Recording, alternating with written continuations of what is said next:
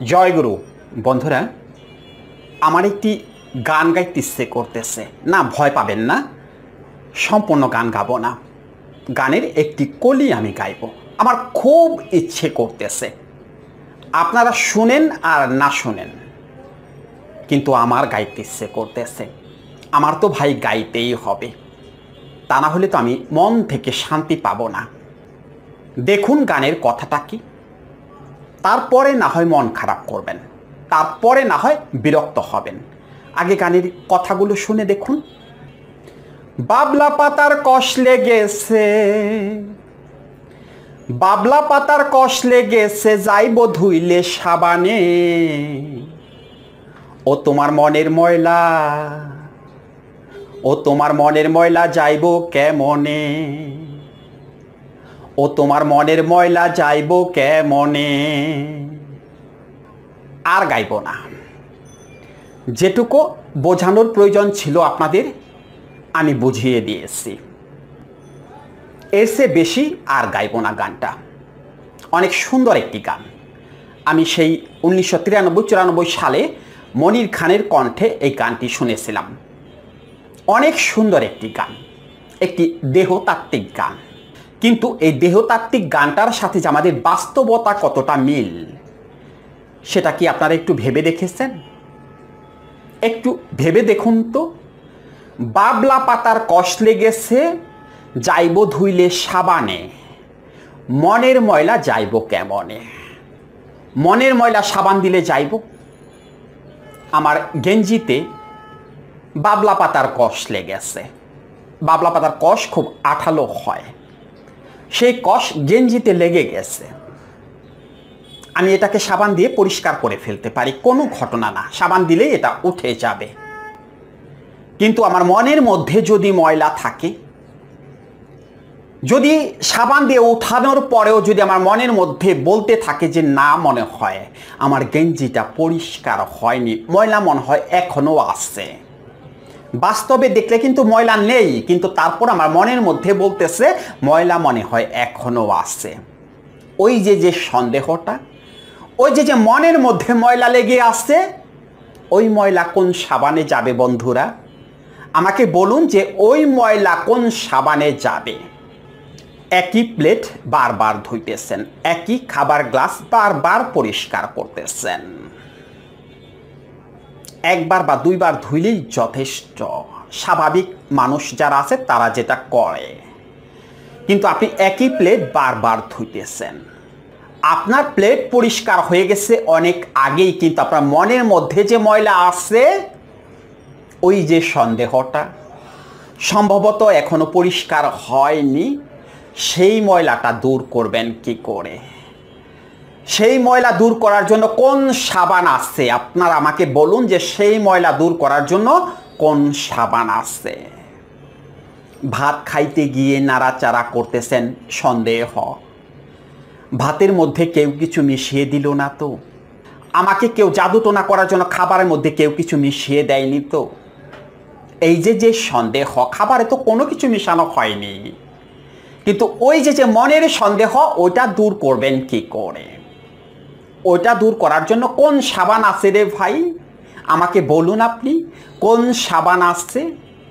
আপনি একই তালা বারবার লাগাইতেছেন, তালা লাগিয়ে মাগার বাহিরে চলে গেছেন, তারপর ওই মন থেকে সন্দেহ দূর হয় নাই। যদি তালাটা লাগানো না হয়, তালাটা কি খোলা আছে কি না, এই যে সন্দেহ, এগুলো দূর করবেন কি করে? গোসল করতে গিয়ে ঘন্টার পর ঘন্টা গোসল করতেই আছেন, সাবান শরীরে মাখতেই আছেন আর মাখতেই আছেন। শরীরের ময়লা উঠে গেছে অনেক আগেই, একবার সাবান মাখার পরেই শরীরের ময়লা উঠে গেছে বা ধুয়ে গেছে, কিন্তু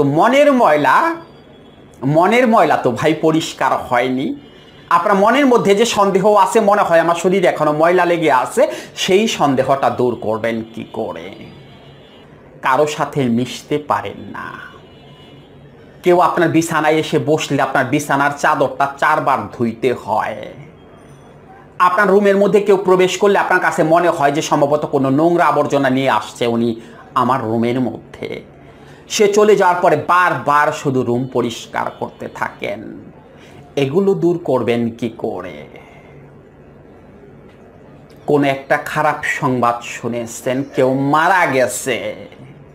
আপনার মনের মধ্যে বলতেছে যে যদি আমি মারা যাই, যদি আমার একটা কিছু হয়ে যায়।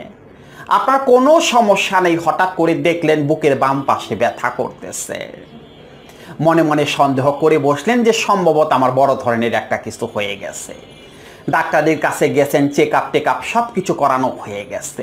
ডাক্তার আপনাকে বলছে যে আপনার কোনো সমস্যা নেই, কিন্তু ওই যে মনের মধ্যে সন্দেহটা বাসা বেঁধে বসে আছে, ওই সন্দেহটা দূর করবেন কি করে? ওই সন্দেহটা তো আপনি দূর করতে পারতেছেন না। স্ত্রী কারো সাথে কথা বলল না তো, স্ত্রীর নাম্বারটা বিজি কেন? বিশেষ করে যারা প্রবাসে আছেন, আমার প্রবাসী বন্ধুরা যারা আছেন, তারা এই রকম সন্দেহগুলো অল টাইম করে থাকেন। রাত্রেবেলাতে বারবার স্ত্রীকে বিরক্ত করেন, তার ইমো বিজি আছে কিনা, তার ইমোতে কেউ কল করেছে কিনা, তার নাম্বার বিজি আছে কিনা। আরে ভাই, এই যন্ত্রণা থেকে আপনি মুক্তি পাবেন কি করে? এই যে সন্দেহ, স্ত্রী স্বামীকে নিয়ে সন্দেহ, স্বামীর স্ত্রীকে নিয়ে সন্দেহ, কারো সাথে কথা বলল না তো, তার মোবাইল চেক করা, তার নাম্বারগুলো চেক করা, তার জামা কাপড় চেক করা, সে বাইরে গেলে পরে তার পারফিউম কোনটা আছে, কোনটা বাসা থেকে দিয়ে গেছে, রুমে আসার পরে সেটা বদলে গেল কিনা, এই যে চেক করা। অর্থাৎ এই যে সন্দেহ, এই সন্দেহ দূর করবেন কি করে? এই সন্দেহ দূর করার জন্য কি কোনো সাবান আছে? আজ পর্যন্ত কোনো বিজ্ঞানী কোনো সাবান আবিষ্কার করছে মনের সন্দেহ দূর করার জন্য? করেনি। আমার এক পেশেন্ট গতকালকে, যাকে আমি কাউন্সেলিং করাইতেছি গতকালকে থেকে, কাউন্সেলিংয়ের প্রথমেই কিছু শর্ত জুড়ে দেই আমি, বা শর্ত দেওয়া হয় তাকে, অর্থাৎ রোগীকে। তার মধ্যে একটি অন্যতম শর্ত থাকে, যদি সে মুসলমান হয়ে থাকে তাহলে তাকে নামাজ পড়তে হবে, বাধ্যতামূলক নামাজ পড়তে হবে। অর্থাৎ আমরা যে মানসিক রোগীর কাউন্সেলিংগুলো করাই, তার মধ্যে মুসলমান বন্ধুদের আমি এই শর্তটা অবশ্যই জুড়ে দেই বা জুড়ে দেব, নামাজটা পড়তেই হবে। আমার কাছে কাউন্সেলিং করতে আসলে তাকে আমি এই কথাটা বলবো। সেই পেশেন্ট আমাকে গতকালকে বলতেছে, অর্থাৎ যখন তাকে আমি এই শর্তটা দিলাম, তখন সে আমাকে বলতেছে যে স্যার, আমি নামাজ পড়বো কি করে? আমার কাছে তো মনে হয় আমার শরীর সবসময় নাপাক থাকে, আমার কাপড় চোপড় সবসময় নাপাক থাকে।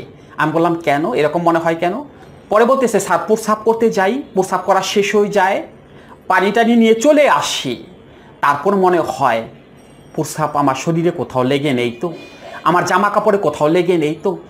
এমনকি বাথরুমে যাওয়ার যে দরজাটা আছে, সেই দরজাটা স্যার আমি ধরলে পরে সেই হাতটা আমি 5 বার ধুই, তাহলে স্যার আমি নামাজ পড়বো কি করে?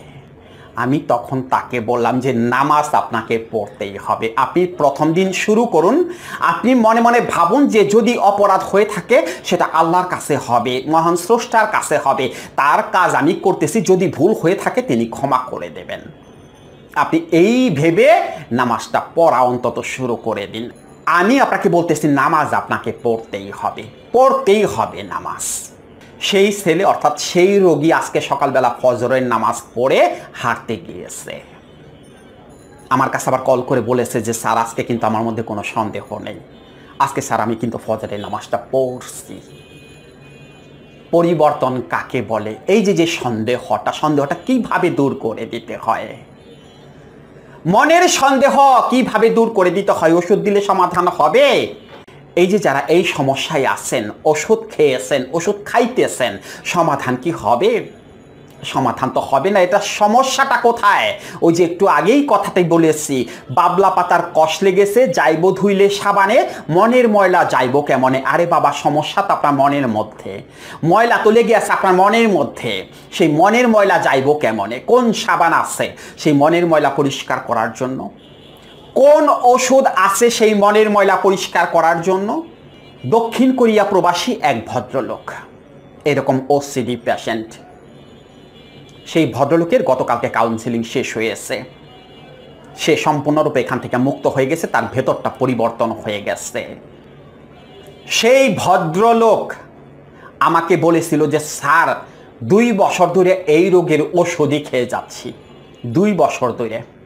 এমনকি দক্ষিণ কোরিয়াতে এসেও আমি বড় বড় চিকিৎসক দেখিয়ে এসেছি, তারা ওষুধই লেখে, আর কোনো কিছু লেখে না স্যার। আর আপনি আমার ভেতরটাকে যেভাবে পাল্টে দিয়েছেন, আমার ভুলগুলো আপনি ধরিয়ে দিয়েছেন, আসলে আমি অস্বাভাবিক ছিলাম এটা তো আমি বুঝতে পারিনি। আমি তো ভাবতাম যে আমি যা করি সব কিছু ঠিক আছে, কিন্তু এটা যে অস্বাভাবিক এটা তো স্যার আমি বুঝতে পারিনি। আপনি তো আমার সেই চোখ দুটো খুলে দিয়েছেন। এখন আমি বুঝতে পারছি যে আমার ভুলগুলো কি। এখন আমি আমার প্রত্যেকটা ভুল স্যার ধরতে পারি, আগে স্যার ধরতে পারতাম না। আগে একই কাজ বারবার করতাম, কিন্তু কেউ যদি ওই সম্পর্কে আমাকে বলতো আমি হুটহাট রেগে যেতাম স্যার। আমি তাকে অ্যাটাক করার চেষ্টা করতাম, কখনো বুঝতে পারতাম না আমার যে ভুলগুলো আছে সেগুলো আমি বুঝতে পারতাম না। কিন্তু আপনি আমার সামনে যে কথার একটা আয়না ধরিয়ে দিয়েছেন, আমার সামনে যে আয়না ধরিয়ে বলে দিয়েছেন যে এই যে এই ভুলগুলো আপনি করেন এগুলো স্বাভাবিক না, এগুলো অস্বাভাবিক, তখন আমি বুঝতে পারছি যে আসলেই তো আমি তো অস্বাভাবিক, আমি তো স্বাভাবিক না। তখন স্যার আমি বুঝতে পারছি। এর আগে স্যার আমি বুঝতে পারিনি। এর আগে শুধু আমার জীবনটাকে আমি শেষ করে দিয়েছি ওষুধ খাইতে খাইতে। আমাকে একজন তাবিজের কথাও বলেছিল, এক ভদ্রলোক, বাংলাদেশের এক ভদ্রলোক আমাকে তাবিজের কথা বলেছিল। সে আমাকে বলেছিল ৮,০০০ টাকা পাঠান না, আপনাকে আমি একটা তাবিজ দিয়ে দেই। সে আমাকে বলেছিল। ভাগ্যিস আমি তাবিজটা নেইনি। আপনার কথায় আমি বুঝতে পারছি তাবিজ কবজে কাজ হবে না। সমস্যাটা আমার মনের মধ্যে, আপনার কথায় আমি বুঝতে পারছি। আপনারা বুঝতে পারেননি। আপনারা তাবিজ কিনে গলায় ঝুলিয়ে রাখেন, দেখেন সমাধান হয়ে যাবে, বা ডাক্তার ওষুধ দেবে সমাধান হয়ে যাবে। সমাধান হয়নি। এত ভিডিও দেখেন, এত মোটিভেশনাল ভিডিও দেখেন, ভাবেন সব কিছু পরিবর্তন করে ফেলবো, পারেননি, পারবেন না, পারবেন না। যতক্ষণ পর্যন্ত মনের চিকিৎসা না হবে ততক্ষণ পর্যন্ত পারবেন না। মনের অসুখ বা মনের রোগের জন্য কোনো ওষুধ হয় না, এটার জন্য করতে হবে কাউন্সেলিং। এই যে কথার মাধ্যমে আপনার সামনে একটা আয়না ধরিয়ে দেওয়া হবে, সেটাকে বলা হয় সাইকোলজিক্যাল এরর।